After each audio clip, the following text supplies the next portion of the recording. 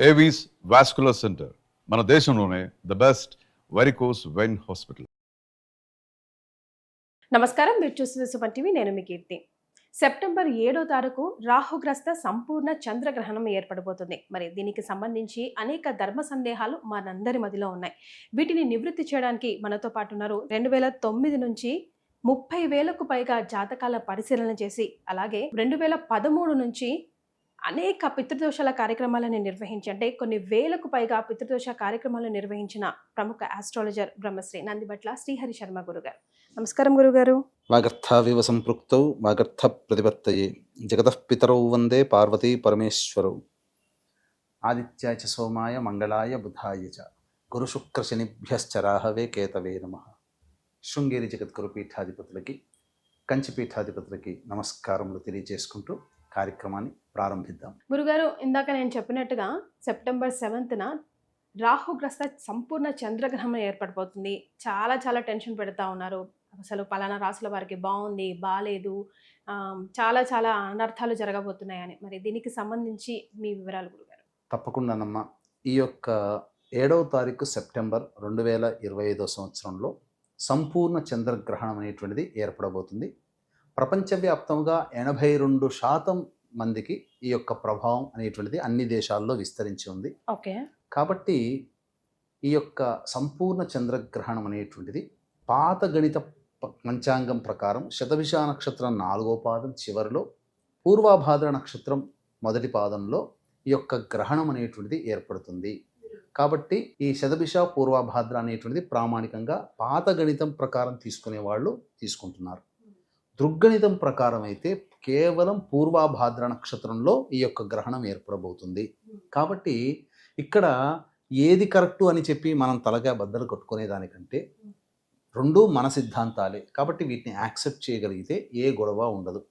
కాబట్టి ఈ శతభిష పూర్వాభాద్ర నక్షత్రములతో పాటుగా వీటికి అనుతారులైనటువంటి స్వాతి మరియు ఆరుద్ర, అలాగే విశాఖ పునర్వసు, అలాగే శతభిషానికంటే ముందు నక్షత్రం ధనిష్ట నక్షత్రం, పూర్వాభాద్ర తరువాత నక్షత్రం ఉత్తరాభాద్ర నక్షత్రం. వెరసి ధనిష్ట, శతభిషం, పూర్వాభాద్ర, ఉత్తరాభాద్ర, ఆరుద్ర, పునర్వసు, స్వాతి, విశాఖ, ఈ 8 నక్షత్రాల్లో జన్మించినటువంటి వాళ్ళకి మాత్రం ఈ యొక్క ప్రభావము సంపూర్ణంగా ఉంటుంది. ఈ 8 నక్షత్రాల్లో జన్మించినటువంటి వాళ్ళు ఈ యొక్క గ్రహణాన్ని చూడకూడదు. ఓకే. ఇక ఈ గ్రహణానికి సంబంధించినటువంటి అనేక ప్రసార మాధ్యమాల్లో ఇప్పుడు చాలామంది విపరీతమైనటువంటి ప్రాపగాండా అయిపోయింది. కొన్ని రాశుల్లో జన్మించిన వాళ్ళకి అద్భుతాల్లో అద్భుతం, ఇక వాళ్ళు ఏకంగా సింహాసనం మీదే కూర్చుంటారు అన్నట్టుగా. కొంతమంది అయితే మామూలుగా ఎప్పటి బండి అప్పట్లానే ఉంటుందని, ఇంకా కొంత రాశుల్లో జన్మించిన వాళ్ళకైతే ఇక దబాలనగా కింద పడిపోతాడు. సముద్రంలో అలలు సినిమాల్లో చూసినవన్నీ మన జీవితంలో ఉంటాయేమో, అష్ట కష్టాలు అన్నట్టుగా చెప్తున్నారు. వాస్తవానికి గ్రహణం అనేటువంటిది దేనికి సంబంధించినటువంటిది? విశ్వానికి సంబంధించినటువంటిది. ఈ విశ్వంలో మనము కూడా ఒక భాగము కాబట్టి ప్రధానంగా ఈ గ్రహణ ప్రభావం ఏర్పడుతున్నటువంటి అనేక ప్రాంతాలలో ఈ యొక్క గ్రహణ ప్రభావం ఉండబోతుంది. దీనికి సాక్ష్యంగా మనం చెప్పడం జరిగింది. ఎప్పుడమ్మా? ఫాల్గుణ మాసంలో మార్చి నెలలో 14వ తారీఖు మార్చ్, అలాగే 29వ తారీఖు మార్చ్, ఈ రెండు కూడా సంపూర్ణ చంద్రగ్రహణం, సూర్యగ్రహణం అనేటువంటిది ఏర్పడింది. ఏర్పడినప్పుడు మన దేశంలో సంభవించటం లేదు కాబట్టి మనకేమీ లేదు కదా, మీరంతా ఉత్తగా చెప్తున్నారు. కానీ ఈ యొక్క సంబంధించినటువంటి ప్రభావం వలన మన దేశంలో కూడా కొన్ని ఉత్పాతాలు జరుగుతాయని చెప్పి చెప్పడం జరిగింది. తదనంతర పరిస్థితుల వల్ల అనేక ఇబ్బందులు, పహల్గాం దాడి కావచ్చు, ప్రకృతి విపత్తులు కావచ్చు, ఎంతో మంది చనిపోయారు. ఆనాడు తప్పు అని, ఇదంతా వేస్ట్, వ్యర్థము, మీరు అనవసరంగా చెప్తున్నారు అని చెప్పిన వాళ్ళు కూడా నమ్మారు. మళ్ళీ అటువంటి స్థితే పునరావృతం అవబోతుంది. ఎందుకు చెప్పమంటారా? ఈ సంబంధించినటువంటి సెప్టెంబర్ మాసంలో 7వ తారీఖు సంపూర్ణ చంద్రగ్రహణం, దీంతో పాటుగా 21వ తారీఖున కూడా చూడామణి నామక సూర్యగ్రహణం అనేటువంటిది ఏర్పడబోతుంది. కేతుగ్రస్త సూర్యగ్రహణం. కాబట్టి ఒకే నెలలో 2 గ్రహణాలు ఉంటున్నాయి కదమ్మా. దీని ప్రభావం వలన ప్రపంచవ్యాప్తముగా మళ్ళీ అనిశ్చితి అనేటువంటిది ఉంటుంది. ఆనాడు గ్రహణ ప్రభావం అమెరికా విట్నెస్ అయింది కాబట్టి తదనంతర పరిణామాల కార్యక్రమంలో అమెరికాలో చాలా ఇబ్బందులు అనేటువంటివి ప్రస్తుతం ప్రజలు ఎదుర్కొంటున్నారు. ప్రజాస్వామ్యబద్ధంగా ప్రపంచవ్యాప్తంగా అమెరికా తీసుకునేటువంటి నిర్ణయాల ప్రభావం వల్ల. కానీ చాలామంది ఈ యొక్క శాస్త్రజ్ఞుల ప్రకారము మనకు భారతదేశము ఏర్పడినటువంటిది వృషభ లగ్నంలో కాబట్టి వృషభ లగ్నాన్ని ప్రామాణికంగా తీసుకున్న, ప్రాచీన చరిత్రకారకులు కన్యా లగ్నాన్ని ప్రామాణికంగా తీసుకున్న, నవీన చరిత్రకారకుల ప్రకారము మకర లగ్నాన్ని ప్రామాణికంగా తీసుకున్న ఈ గ్రహణం అనేటువంటిది మనకు భారతదేశానికి కొంత ప్లస్లోనే ఉంటుంది. గురుగారు, అసలు పట్టు విడుపు సమయాలు ఎలా ఉన్నాయంటారు? ఏ సమయం నుంచి ఏ సమయం వరకు మనం జాగ్రత్తగా ఉండాలి, జాగ్రత్తలు ఎలా పాటించాలో దయచేసి తెలియజేస్తారా? ఈ యొక్క చంద్రగ్రహణ ప్రభావం అనేటువంటి 9:27 బేస్ చేసుకుంటే 11:52 మోక్షకాలం, అంటే సంపూర్ణంగా చంద్రుడు కనబడకుండా ఉండేటువంటి సమయం 11:52 నుంచి దాదాపుగా 12:01 వరకు ఉంటుందమ్మా. అంటే 9 నిమిషాల పాటు మోక్షకాలము అని అంటారు.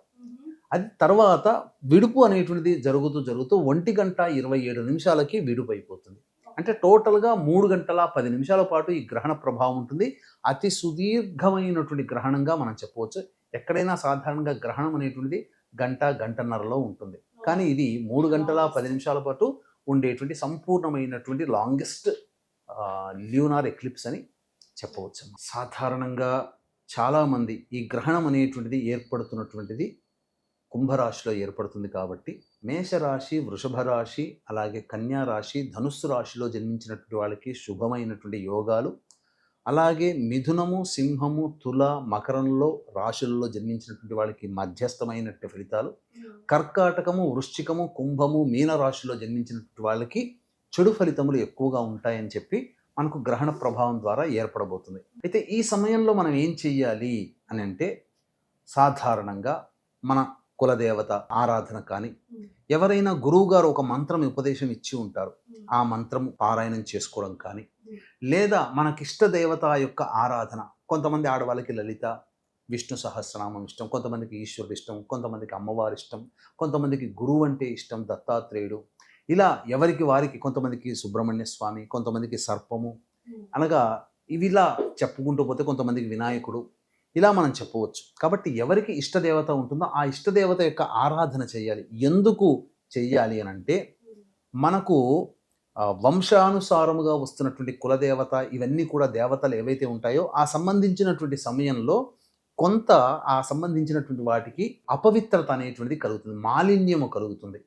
కాబట్టి మాలిన్య దోష నివారణార్థం అని చెప్పి సంకల్పం చెప్పుకొని ఆ గ్రహణం పట్టు సమయంలో విడుపు సమయం వరకు కూడా 9:57 నుంచి మొదలుకొని 1:27 వరకు ఈ సంబంధించినటువంటి కార్యక్రమం తతంగం అంతా మనం ఇంట్లో చేసుకోవచ్చు. అంటే దేవతారాధన విడవకుండా చేయాలి. గ్రహణ సమయం అనేటువంటిది చాలా ప్రభావవంతమైన సమయం. మామూలు సమయంలో ఒక సహస్రనామ పారాయణం చేస్తే సహస్రనామ ఫలితమే వస్తుంది. కానీ ఇక్కడ సహస్రనామ పారాయణం ఒక సమయంలో గనక చేస్తే 1000 సార్లు సహస్రనామ పారాయణం ఫలితం చేస్తే ఎంత ఫలితం అయితే పొందుతామో, కేవలం ఈ గ్రహణ సమయంలో ఒక్కసారి చేస్తే అంత ఫలితం వస్తుందని చెప్పినప్పుడు ఆ ప్రభావం మనం మాటల్లో వర్ణించగలుగుతామా? వర్ణించలేము. కాబట్టి అవకాశం ఉన్న దీక్షించేటువంటి సుమన్ టీవీ ప్రేక్షకులందరూ కూడా ఈ సంబంధించినటువంటి దోష నివారణ అనేటువంటిది, అనగా మీ యొక్క ఇష్టదేవత ఆరాధన అనేటువంటిది చేసుకుంటే, ఇంతకుముందు చెప్పినటువంటి రాశుల్లో ఎవరైతే జన్మించి ఉంటారో, మంచి కలిగేటువంటి రాశులు, చెడు కలిగేటువంటి రాశులు జన్మించి ఉంటారో, వాళ్ళకందరికీ కూడా భవిష్యత్తులో వచ్చేటువంటి ఇబ్బందుల నుంచి అవి తొలగిపోవడం జరుగుతుంది, ఇబ్బందుల నుంచి బయటపడడం జరుగుతుంది. కాబట్టి ఇవి ఇప్పుడు చెప్పినటువంటి మాటల్లో చెప్పినంత సులువుగా, విన్నంత సులువుగా ఉండదు. అనుభవించి ఆ కష్టాలు మీద పడి, ఆ కష్టములు మన దాకా వచ్చి మనల్ని ఇబ్బంది పెట్టకుండా పక్కకు జరిగినప్పుడు, అప్పుడు నేను చేసుకున్న పుణ్య ఫలిత ప్రభావం వల్ల నాకు ఇబ్బందుల నుంచి బయటపడ్డాను అని చెప్పి అప్పుడు అనుభవిస్తే తప్ప మనకు తెలియదు. అందుకనే ఈ చెప్పినటువంటి సంబంధించినటువంటి 12 రాశుల్లో జన్మించినటువంటి వాళ్ళకి కూడా ఈ గ్రహణ ప్రభావం ఉంటుంది. కాబట్టి ప్రధానంగా ఈ యొక్క మిథున, కర్కాటక, సింహ, వృశ్చిక, తుల, మకర, కుంభ, మీన రాశుల్లో జన్మించినటువంటి వారికి గ్రహణ దోష పరిహారార్థమే సెప్టెంబర్ 8వ తారీఖు రోజున సాయంత్రం 6 గంటలకి మన పీఠం ఆధ్వర్యంలో దుర్గా సూక్తము, శ్రీ సూక్తము, చంద్ర రాహు శనిగ్రహ జపాలు, హోమాది కార్యక్రమాలు, గ్రహణ దోష నివారణ హోమాది కార్యక్రమాలు జరిపించడం జరుగుతుంది.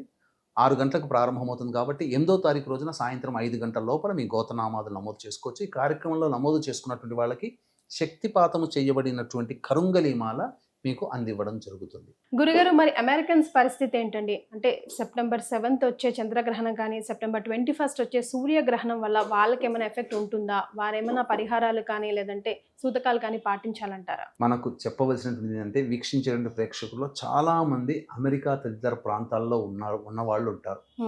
కాబట్టి ఇక్కడ ప్రధానంగా అమెరికన్స్లో ఉన్నటువంటి వాళ్ళు కనుక యుఎస్ఏలో ఉన్నటువంటి వాళ్ళకి, యూకేలో కానీ, జర్మనీలో కానీ, యునైటెడ్ అరబ్ ఎమిరేట్స్లో కానీ ఉన్నటువంటి వాళ్ళకి ఈ యొక్క సంపూర్ణ చంద్రగ్రహణం అక్కడ కనిపించదు.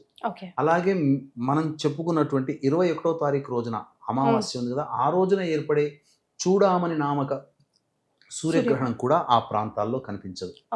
కాబట్టి భయపడాల్సినటువంటి అవసరం లేదు. కానీ గ్రహణం అనేటువంటిది ప్రపంచవ్యాప్తముగా ఉన్నటువంటిది కాబట్టి ఈ సంబంధించినటువంటి ఆచార నియమాలు అనేటువంటి అనగా ఇల్లు కడుక్కోవడాలు, పటాలు శుభ్రం చేసుకోవడాలు, ఇవన్నీ ఏవైతే ఉన్నాయో, భోజనం చేయకుండా ఇవన్నీ సాధారణంగా ఏవైతే ఉన్నాయో పాటించాల్సిన అవసరం అమెరికాలో లేదు, మిడిల్ ఈస్ట్ కంట్రీస్లో కూడా లేదు. అయితే వీళ్ళందరూ కూడా కొన్ని రాశుల్లో చెప్పబడినట్లు చెప్పారు కదమ్మా, ఆ రాశుల్లో జన్మిస్తే ఆ దోష ప్రభావం ఉంటుంది కాబట్టి తదనంతరం కొన్ని ఇబ్బందికర పరిస్థితులు అనేటువంటి ఏర్పడక తప్పదు. కాబట్టి వాళ్ళు పరిహారాలు చేసుకోవాలి, అంతేకాని ఆచార నియమాలు పాటించాల్సిన పని లేదు. యథావిధిగా ఎవరిళ్లలో వాళ్ళు రోజు దైనందిన కార్యక్రమం ఎలా ఉందో అలా చేసుకోవచ్చు. మన భారతదేశంలో కనిపిస్తుంది కాబట్టి భారతదేశంలో ఉన్నటువంటి వాళ్ళు ఖచ్చితంగా ఆచార నియమాలతో పాటుగా పరిహారాలు పాటించాలి.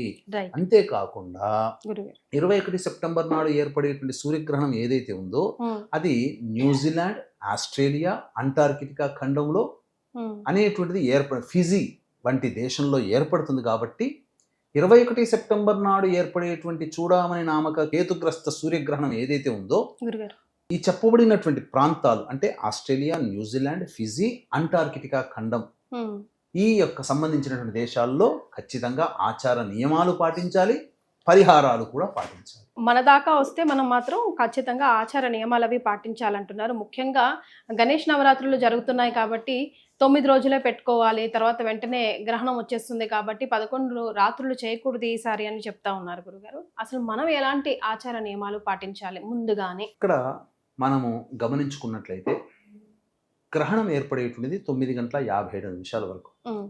అన్ని దేవాలయాలలో సంబంధించినటువంటిది దేవతారాధన జరుగుతుంది. సూర్యగ్రహణానికి 6 జాముల ముందు, చంద్రగ్రహణానికి 3 జాముల ముందు ఈ సంబంధించినటువంటిది దేవాలయం మూసివేయడం జరుగుతుంది.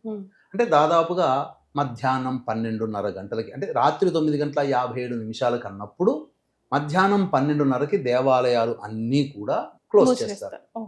7వ తారీఖు రోజున గ్రహణం ఏర్పడే 7వ తారీఖు రోజున 12:30 కంటే ముందే పూజాది కార్యక్రమాలు చేస్తున్నారు.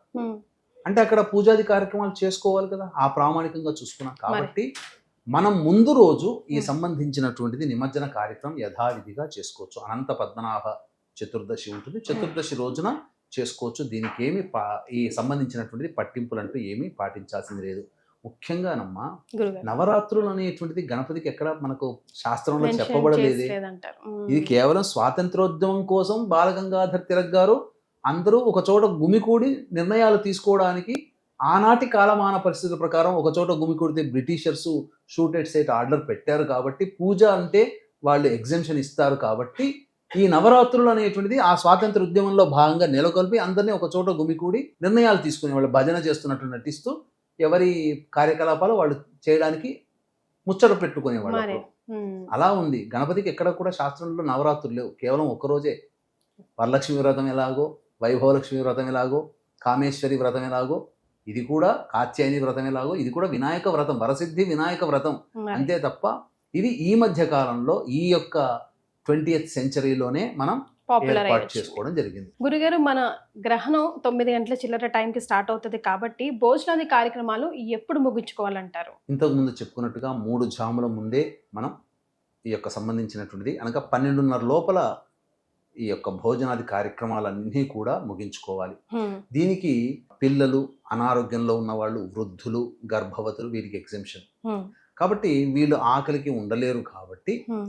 ద్రవ పదార్థములు, లిక్విడ్స్ అంటే ఫ్రూట్ సలాడ్ లాంటిదో, చిన్న చిన్నగా పండ్లు లాంటిదో ఇవి తీసుకోవచ్చు. అది కూడా సాయంత్రం 6 లోపల గనక తీసుకుంటే మంచిది. మంచిది. గురుగారు, ఈ రోజుల్లో పిల్లలు పుట్టేదాకా ఒక ప్రాబ్లం, పుట్టిన తర్వాత వాళ్ళు ఎలా ఉంటారో ఒక ప్రాబ్లం అవుతుంది. ముఖ్యంగా గ్రహణాలు ఉంటే ప్రెగ్నెంట్ ఉన్నప్పుడు చాలా చాలా భయానికి గురవుతూ ఉంటారు ఆ ప్రెగ్నెంట్ ఉమెన్, ఆ ఫ్యామిలీ మెంబర్స్ అంతా కూడాను. మళ్ళీ 2 గ్రహణాలు కూడా వచ్చేస్తున్నాయి ఒకే నెలలోపు. సో మరి ఆ ప్రెగ్నెంట్ ఉన్న స్త్రీమూర్తి ఎలాంటి నియమాలు పాటించాలి, ఎలాంటి జాగ్రత్తలు తీసుకోవాలి, ఎలాంటి మంత్ర ఉచ్చారణ చేయాలి, చేయొచ్చా చేయకూడదా, దయచేసి తెలియజేస్తారా? ఇక్కడ ప్రధానంగా గ్రహణం అనేటువంటిది ఉన్నప్పుడు గర్భవతులకి ప్రధానంగా కొన్ని సూచనలు మనకు శాస్త్రంలో చెప్పబడి ఉంది. కానీ ఈ మధ్య కొంతమంది పైత్యముతో వాళ్ళకి తెలిసింది తెలియనట్టుగా, తెలియంది తెలిసినట్టుగా చెబుతూ జనాల్ని భయభ్రాంతులకి గురి చేస్తూ ఏదో ఒక వాళ్ళ ప్రజల యొక్క అటెన్షన్ని తీసుకోవడం కోసం కొంతమంది నెగిటివ్గా చేస్తున్నారమ్మా. గురుగారు, మనకు శాస్త్రంలో చెప్పబడి ఉన్నటువంటిది ఏంటంటే, గర్భవతిగా ఉన్నటువంటి అమ్మాయి నెలల గర్భిణి అనగా 3వ నెల నుంచి, అది మొదటి నెల నుంచి కూడా లెక్కేసుకోవచ్చు అసలు వాస్తవానికి. ప్రసవం అయ్యేంత వరకు ఆ మధ్య కాలంలో కనుక గ్రహణం ఉంటే, ఆ గ్రహణము అన్నప్పుడు ఏంటంటే సూర్య చంద్ర గ్రహణాలు ఏర్పడుతున్నప్పుడు వాళ్ళ యొక్క బింబము మనకు కనిపించదు కాబట్టి అప్పుడు ఆ యొక్క అంతరిక్షం నుంచి విషవాయువులు నేరుగా భూమి మీదకి ప్రసరిస్తాయి. దాని ప్రభావం వలన అతి సున్నితంగా ఉండేటువంటిది ఎవరంటే శిశువులు, పిల్లలు, అలాగే గర్భవతులు, వీళ్ళు. కాబట్టి వీళ్ళకి ఆ ఇంపాక్ట్ పడుతుంది.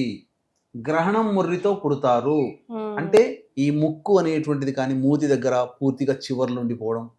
ఇది సైన్స్ అనేటువంటిది చాలా మంది చెప్తుంటుంటారమ్మా, ఇది దానికి దీనికి సంబంధం లేదు అని అంటారు. మరి గ్రహణం తర్వాత ఎందుకు పుడుతున్నారు వీళ్ళంతా? ఇప్పుడు 1 సంవత్సరంలో గ్రహణాలు అంటూ జరగలేదు. 2020 సంవత్సరంలో కరోనా ఉన్నప్పుడు మరి ఎవరు ఆ సంబంధం నుంచి ఎక్కడైనా కానీ మనం విన్నామా? రిపోర్ట్స్ ఉన్నాయా గ్రహణం మరి వ్యాధితో పుట్టారని? గ్రహణాలు లేని సంవత్సరంలో అందరూ నార్మల్గానే పుట్టారు. గ్రహణాలు ఉన్నప్పుడు తెలిసి తెలియక గర్భవతులు ఎవరైతే మిస్టేక్స్ చేస్తారు, అది మన స్పృహంలో కూడా వచ్చేస్తుంది గురుగారు. అరే అప్పుడు చెప్తే నేను వెళ్ళలేదు. సైన్స్ చెప్పేటువంటి వాళ్ళు వీళ్ళకి సైన్స్ అంటే కనబడేది అని నమ్మడమే సైన్స్ అమ్మా. కాబట్టి సైన్స్ చెప్పేటువంటి దాన్ని మనం పెద్దగా పరిగణలోకి తీసుకోవాలి. కానీ మనకంటూ ఒక అనాదిగా మన ఋషులు మునులు మనలకు ఎంతో సిద్ధాంతంగా ఇచ్చారు మనకు. కాబట్టి మన వాళ్ళు అందించిందే ఇప్పుడు వీళ్ళు ఆచరిస్తున్నారు. ఇప్పుడు ఏదో గొప్పగా సైన్స్ అంటున్నారు. సరే, కొంత ఒప్పుకోక తప్పదు. కానీ ఇటువంటి విషయాల్లో మాత్రం మన ఆచారమే మనల్ని ముందుకు నడిపిస్తుంది. ఆచారము ఖచ్చితంగా పాటించాల్సిందే. ఎంతోమంది ఒక సిస్టమేటిక్గా ఉన్నదాన్ని చెడు చేసేసారు. అంటే మన హిందూ ధర్మంలో ఆచార సాంప్రదాయాల్లో గందరగోళానికి గురి చేసే విధంగా అన్యమతస్థులు కొంత అవాకులు చెవాకులు చెప్పడం ద్వారా వచ్చింది. ముందు కాలంలో, ప్రాచీన కాలంలో ఎలా ఉండేది? హాయిగా గర్భవతి హాయిగా రెస్ట్ తీసుకునేది. మీరు అన్నట్టుగా దైవనామస్మరణ చేసుకుంటూ ఉండేవాళ్ళు. వెలుతురు ప్రసరించకుండా అంతా కూడా తలుపులు కిటికీలు మూసుకొని ఇంట్లో హాయిగా ఉండమ్మా, అటు ఇటు తిరక్కమ్మా అని చెప్పారు. దీన్ని వాళ్ళు ఒక రకంగా ఏంటంటే గర్భవతిని మీరు అణిచివేస్తున్నారా అన్నట్టుగా ఉండి, ఇంకా ఇప్పుడు ఏదో చెప్పినట్టుగా జరిగింది ఒకటైతే చెప్పి ఒకటవుతున్నట్టుగా ఉండి ఆ విధంగా గర్భవతులకి తాళ్లతో కట్టేసేసారు కదలకుండా. ఇలా కూడా చెప్పిన వాళ్ళు ఉన్నారమ్మా, అలా చెయ్యాలి అని చెప్పి. వాస్తవానికి గర్భవతులు మంచిగా హాయిగా నిద్రపోవచ్చమ్మా. కాకపోతే బయట నుంచి వచ్చేటువంటి విషవాయువులు ఏవైతే ఉన్నాయో అవి ఇంట్లోకి ప్రసరించకుండా చూసుకొని మంచిగా చక్కగా దైవనామస్మరణ చేసుకుంటూ ఉంటే మంచిది. ఆ సమయంలో నిద్రపోకూడదు, దైవనామస్మరణ చేసుకోవాలి. ఏదైనా మంత్రం వాళ్ళకు ఉపదేశించి ఉన్నా లేదన్నా ఏదైనా చేసుకోవాలన్నా అమ్మవారి నామం శ్రీమాత్రి నమః అనుకోండి, ఈశ్వరుడైతే శివాయ నమః అనుకోండి, విష్ణు ఇష్టమైతే నారాయణాయ నమః అనుకోండి, గణపతి ఇష్టమైతే గణపతయే నమః అనుకోండి, సుబ్రహ్మణ్య స్వామి ఇష్టమైతే సుబ్రహ్మణ్యాయ నమః అనుకోండి. చాలమ్మా, అది చేసుకున్నా చాలు. రాముడి ఇష్టమైతే శ్రీరామ అని చెప్పండి చాలు. గురుగారు, మరి విలువ ఉంచుకునే వస్తువుల్ని ఎలా ఉపయోగించుకోవాలంటారు, ఎలా కాపాడుకోవాలంటారు? ప్రధానంగా ఈ యొక్క విషవాయువులు మన కంటికి కనబడవమ్మా. కానీ విషవాయువులు అంటే ఏదో కార్బన్ డైఆక్సైడ్ లాగా వాసన వస్తే చెడు వాసన, దుర్వాసనలు అట్లా ఉండవు. మన కంటికి కనబడనటువంటి గామా రేస్, ఎక్స్రేస్ ఇవన్నీ ఉంటాయి కాబట్టి అవి పదార్థాల మీద పడి తదనంతరం అవి భుజించినటువంటి వాళ్ళకి శరీరంలో కొంత రసాయనిక సంయోగం జరిగి కొన్ని రకమైనటువంటి రుగ్మతలకి కారణమవుతుంది. ముఖ్యంగా బ్లడ్ ఇన్ఫెక్షన్స్, స్కిన్ ఇన్ఫెక్షన్స్.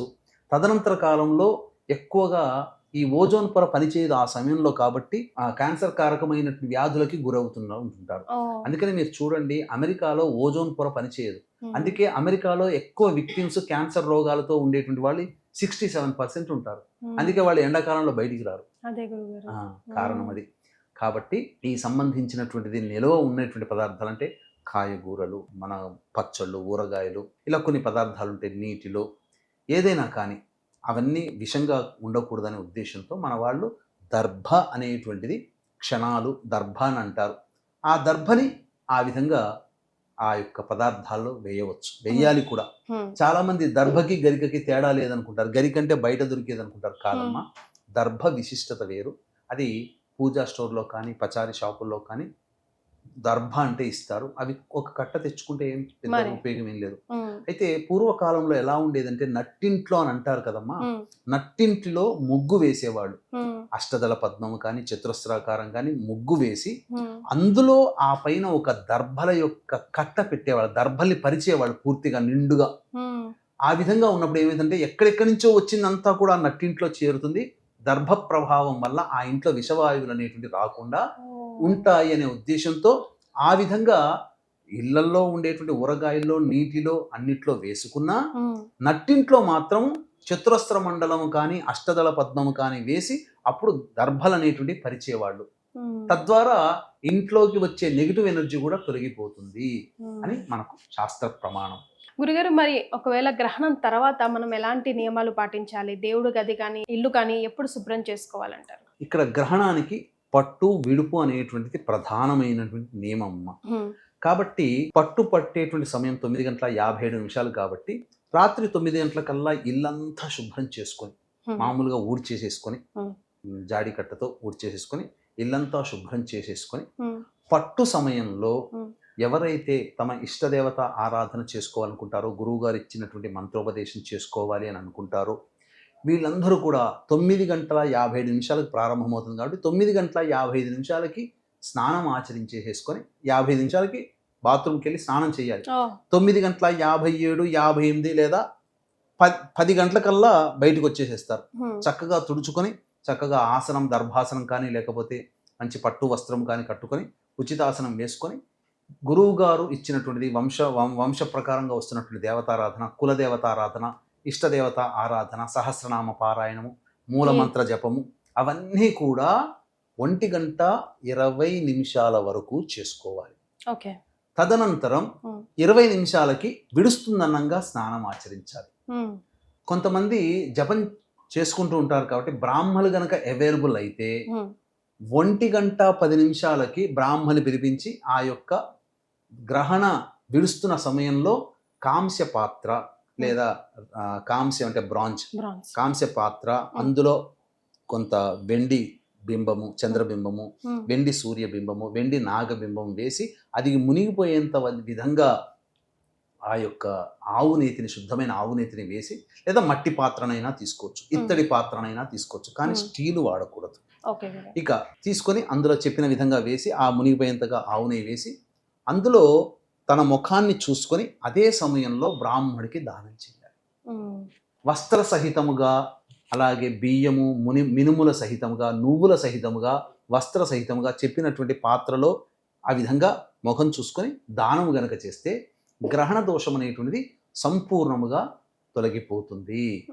తద్వారా అమితమైనటువంటి దేవతా శక్తి వాళ్ళలో ప్రవేశిస్తుంది. నరదృష్టి, నరఘోషతో బాధపడేటువంటి వాళ్ళందరూ కూడా విముక్తులవుతారు. వాళ్ళలో చైతన్యం కలుగుతుంది. ఒక గొప్ప శక్తి వాళ్ళలోకి వస్తుందమ్మా. అదంతా కూడా మానవుడిలో ఈ యొక్క దేవతా ఆరాధన ఆ సమయంలో చేసుకోవడం వల్ల ఒక ఆరా అనేటువంటిది మన దగ్గర ఏదైతే ఉంటుందో ఆ ఆరా అనేటువంటిది సరిచేయబడుతుంది. తద్వారా మన దేహము తేజోవంతమవుతుంది. అందుకనే ఈ తదనంతరం చేసేటువంటి ప్రతి పనులలో కూడా విజయం అనేటువంటిది చాలా మందికి గ్రహణ పూజ ఇంట్లో చేసుకున్నందువల్ల వాళ్ళకి కలుగుతుంది. అలాగే చాలామంది ఈ పూజలు చేసుకున్న దైవ అనుగ్రహం కోసం తాపత్రయపడేటువంటి వాళ్ళు ఈ గ్రహణానికి సంబంధించినటువంటి పూజాది కార్యక్రమాలు అనేటువంటివి చేసుకోలేరు. అందుకే మన పీఠం ఆధ్వర్యంలో 8వ తారీఖు రోజున సాయంత్రం 6 గంటలకి ఈ చెప్పబడినటువంటి మిథున, కర్కాటక, సింహ, తుల, మకర, కుంభ, మీన రాశుల్లో జన్మించినటువంటి వాళ్ళకి గ్రహణ దోష నివారణార్థమే గ్రహణ దోష నివారణ పూజలు, హోమాలు అనేటువంటి జరిపించి శక్తిపాతం చేయబడినటువంటి కరుంగలిమాల మీకు ఇవ్వడం జరుగుతుంది. సాయంత్రం 6 గంటలకి 8వ తారీఖు రోజున ప్రారంభమవుతుంది కాబట్టి 5 గంటల లోపల మీ గోతనామాలు నమోదు చేసుకోవచ్చు. కేవలం ఒక 108 మందికి మాత్రమే ఈ కార్యక్రమంలో అవకాశాన్ని కల్పిస్తున్నాము. గురుగారు, మరి దేవుడు గదిని కానీ చిత్రపటాలు కానీ ఎప్పుడు క్లీన్ చేసుకోవాలంటారు? గ్రహణం విడుపు స్నానం 1:27 వరకు గ్రహణం విడుస్తుంది కాబట్టి గ్రహణం ఆ సమయంలో స్నానం చేస్తాం.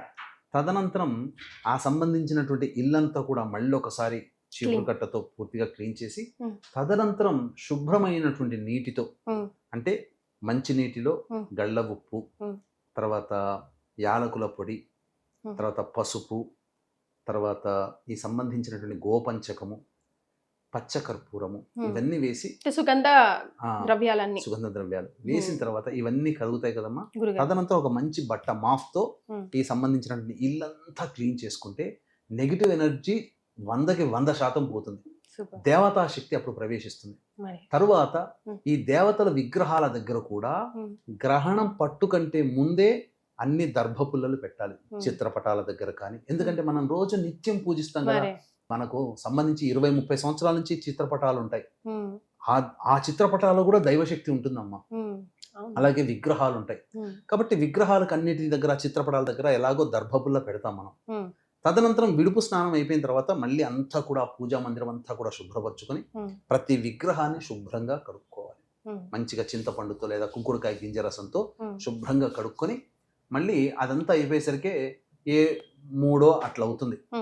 అవకాశం ఉంటే తెల్లవారుజామున అవకాశం ఉంటే ఇదంతా చేసుకోవాలి. ఆ రోజు చక్కగా మళ్ళీ ఇంకొకసారి స్నానం ఆచరించి మళ్ళీ దీపారాధన చేసి అప్పుడు మళ్ళీ ధూపదీప నైవేద్యాలు చేసుకోవచ్చు. లేదు ఇవంతా మేము మధ్యరాత్రి కదా, మేము పడుకుంటుంటాం కదా అని చెప్పి అనుకున్న వాళ్ళు ఎలాగో దర్భపుల్లలు దేవతా మందిరంలో పెడతారు చిత్రపటాలకి, విగ్రహాలకి. తెల్లవారే 5 గంటలకల్లా లేచి ఈ చెప్పినటువంటి ముందు విధానం ఏదైతే ఉందో అదంతా ఆచరించి చక్కగా దీపారాధన చేసి మళ్ళీ పూజాది కార్యక్రమం, ప్రతి విగ్రహం తుడవాల్సిందే, ప్రతి పటము తుడవాల్సిందే, మళ్ళీ కొత్తగా బొట్లు పెట్టాల్సిందే, అన్నీ చేసుకోవాల్సిందే. ధూపదీపము ముఖ్యంగా గుగ్గిలం ఇల్లంతా వేసుకోవాలమ్మా ఆ రోజు. ధూపం మాత్రం ఇంటి నిండా ధూపం నిండిపోవాలి సుగంధ ద్రవ్యాలతో. కొంతమంది మిగిలిపోయిన పసుపు కుంకుమ తీసేస్తూ ఉంటారు, ఎప్పుడు మనం కామన్ గా పెట్టుకుంటాం. అప్పుడు ఫ్రెష్ గా వాడాల్సిందేనా గురుగారు? దర్భ వేస్తే వాడుకోవచ్చమ్మా, దర్భ వేయకుంటే అది పక్కకు పడేసుకుంటే మంచిది. సో ముఖ్యంగా ఫైనల్ గా గురుగారు, ఏ రాసుల వారు ఎలాంటి జాగ్రత్తలు పాటించాలి, ఎలాంటి రెమెడీస్ ని మీరు సూచిస్తారు ఈ గ్రహణానికి సంబంధించి? ప్రధానంగా కుంభరాశిలో గ్రహణం ఏర్పడుతుంది కాబట్టి శతభిష పూర్వభాద్ర నక్షత్రం అని చెప్తున్నారు. కొంతమంది పూర్వభాద్ర నక్షత్రం ఒక్క నక్షత్రంలో ఏర్పడుతుంది అన్నారు కాబట్టి 2 యాక్సెప్టెన్స్ చేస్తే ముఖ్యంగా 8 నక్షత్రాల్లో వాళ్ళు ఈ యొక్క సంబంధించినటువంటి గ్రహణాన్ని చూడకూడదు. ధనిష్ట, శతభిషం, పూర్వభాద్ర, ఉత్తరాభాద్ర, స్వాతి, ఆరుద్ర, పునర్వసు, విశాఖ ఈ 8 నక్షత్రాల్లో జన్మించిన వాళ్ళు గ్రహణాన్ని చూడకూడదు. నెక్స్ట్ సెకండ్ పాయింట్, ఈ యొక్క గ్రహణం కుంభరాశిలో రాహుగ్రస్తంగా ఏర్పడుతుంది కాబట్టి ఈ సంబంధించినటువంటి మిథున రాశికి, అలాగే సింహరాశికి, తులారాశికి, మకర రాశిలో జన్మించినటువంటి వాళ్ళకి మధ్యస్థమైనటువంటి ఫలితాలు, మేష, వృషభ, కన్య, ధనుస్సు రాశులలో జన్మించినటువంటి వాళ్ళకి ఉత్తమమైనటువంటి శుభ ఫలితాలు, కర్కాటక, వృశ్చిక, కుంభ, మీన రాశుల్లో జన్మించినటువంటి వాళ్ళకి చెడు ఫలితాలు కలుగుతున్నాయని చెప్పి శాస్త్ర ప్రకారం చెప్పడం జరిగింది. కాబట్టి ఈ చెప్పినటువంటి మిథున, కర్కాటక, సింహ, తుల, అలాగే మకర, కుంభ, మీన రాశుల్లో జన్మించినటువంటి వాళ్ళు ఎవరైతే ఉంటారో వాళ్ళు ఈ గ్రహణ సమయం జరుగుతున్నంతసేపు ఇష్టదేవతారాధన చేసుకొని 8వ తారీఖు రోజున కాలకృత్యాదులన్నీ తీర్చుకొని శుభ్రమైనటువంటి వస్త్రంలో ధరించి దగ్గరలో పండితుని పిలిపించుకున్నా లేదా దేవాలయానికి వెళ్ళినా అక్కడ ప్రధానంగా మట్టి పాత్ర కానీ, కాంస్య పాత్ర కానీ, ఇత్తడి పాత్ర కానీ తీసుకొని అందులో వెండి బింబము, అంటే వెండి చంద్రబింబము, వెండి నాగబింబము, వెండి సూర్యబింబము వేసి అందులో ఆవు నెయ్యి వేసి, అలాగే ఒక తెల్లటి వస్త్రము, మినుములు, బియ్యము, కొన్ని నల్ల నువ్వులు ఇవన్నీ వేసి ఒక ఇస్తరులో వేసి ఆ వస్త్రము పైన మళ్ళీ ఇంకొక విస్తరి వేసి ఆ దానిపైన ఈ యొక్క చెప్పబడినటువంటి పాత్ర ఏదైతే ఉంటుందో చెప్పాను కదా, ఆవు నేతిలో ఉన్నాయి, ఆ పాత్ర పెట్టి అందులో ముఖబింబం చూసి సంకల్పం చెప్పుకొని బ్రాహ్మణునికి గనక దానం గనక చేస్తే తప్పకుండా గ్రహణ దోషం అనేటువంటిది తొలగిపోతుంది. ఇంకా చాలామంది ఈ చెప్పినటువంటి మిథున, కర్కాటక, సింహ, తుల, మకర, కుంభ, మీన రాశుల్లో జన్మించిన వాళ్ళు ఎవరైతే ఉంటారో వాళ్ళకి సంబంధించి ఈ దోష పరిహారార్థమే మన పీఠం ఆధ్వర్యంలో సెప్టెంబర్ 8వ తారీఖు రోజున సాయంత్రం 6 గంటలకి గ్రహణ దోష నివారణ పూజల హోమాలు అనేవి చేయించడం జరుగుతుంది. కేవలం 108 మంది మాత్రమే అవకాశము. కాబట్టి ఈ కార్యక్రమంలో నమోదు చేసుకున్న వాళ్ళకి శక్తిపాతం చేసినటువంటి కరుంగలి మాల ఇవ్వడం జరుగుతుంది. ఎందుకంటే 7వ తారీఖు రోజున కంటే ఆ రోజు గ్రహణం ఏర్పడుతున్నటువంటి నక్షత్రం రాత్రి 8వ తారీఖు రాత్రి 10 గంటల వరకు ఉంది కాబట్టి సాయంత్రం 8వ తారీఖు సాయంత్రం 5 గంటల లోపల ఈ యొక్క సంబంధించినటువంటి గోత్రనామాదులు నమోదు చేసుకోవచ్చు. తద్వారా సంపూర్ణమైనటువంటి శాంతి, భవిష్యత్తులో కలిగేటువంటి ఇబ్బందుల నుంచి బయటపడతారని చెప్పవచ్చు. చాలా సంతోషం గురుగారు, చాలా కులంకుశంగా వివరాలు అందించారు. ధన్యవాదాలు. సర్వం శ్రీ ఉమామహేశ్వర పరబ్రహ్మార్పణమస్తు.